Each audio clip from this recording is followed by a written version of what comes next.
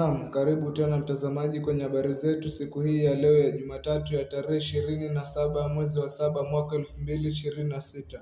Jina langu ni Eric Masha Douglas. Naam, kauli ya Matundura ni kwa nini imani ya wananchi kwa rais inadorora kila uchao? Juzi naibu rais Kithure Kindiki aliwakosoa viongozi wanaoshindwa kutimiza ahadi wanazotoa kwa rais. Naam, mtazamaji wangu, ili kuzidi kupata habari motomoto kwa wingi, bonyeza subscribe, like, share. Kindiki alisema mienendo ya kuwadanganya wananchi na baadaye kuwarudia kwao kuwaomba kura lazima ikomeshwe mara moja.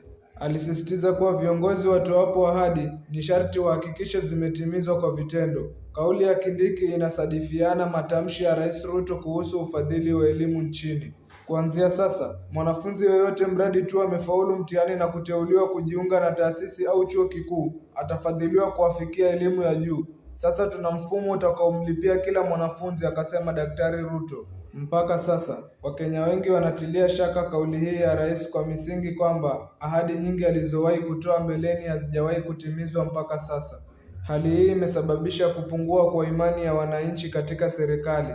Data kutokana na asasi za utafiti za TIFA inadokeza kwamba Wakenya wengi hawamwamini tena Rais William Ruto. Kwa nini? Kwanza, tathmini inaonyesha katika mamia ya ahadi alizotoa wakati wa kampeni kutangulia uchaguzi mkuu wa mwaka 2022 ni chache tu walizokwisha kutimiza. Pili, serikali inawatoza wananchi kiasi kikubwa cha ushuru. Hatua hii inakera kwa sababu rais alipokuwa akisaka urais alijisawiri kama mtetezi wa wanyonge na watu wa kipato cha chini. Alijinasibisha sana na mahasla na kushabikiwa sana kwa mfumo wa kiuchumi wa bottom up. Alivunja ahadi hii pindi alipotoa mamlaka. Rais anatoa ahadi za kufadhili kikamilifu wanafunzi wa vyuo vikuu katika kipindi ambapo taasisi ya utoaji wa mikopo kwa wanafunzi wa vyuo vikuu HELB ina nakisi ya takriban shilingi bilioni 57.65.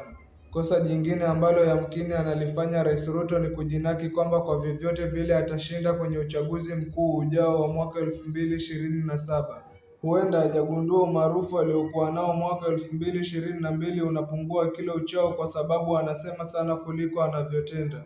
Katika kugairi misimamo yake mikali kuhusu sera zinazoumiza wananchi, zikiwemo kukubali kubadilisha mfumo wa ufadhili wa wanafunzi katika vyuo vikuu yaelekea, Rais Ruto anatumia mbinu ya saikolojia kinyume, reverse psychology. Hii ni mbinu ya kiushawishi ambapo mtu huleta jambo lililo kinyume kabisa na kile anachokitaka, akitarajia mtu au watu wengine kupinga pendekezo lake na badala yake kufanya jambo unalolitaka hasa. Kwa mfano, ni kweli kwamba serikali haijui magenge au wahuni wanaoshirikiana na polisi kuhangaisha wananchi? Itakuwa hatari kwa Rais Ruto kuendelea kutoa ahadi hewa kwenye kampeni kutangulia mwaka 2027. Utekelezaji utafaa zaidi. Naam, mtazamaji wangu, ili kuzidi kupata habari motomoto kwa wingi, bonyeza subscribe, like, share.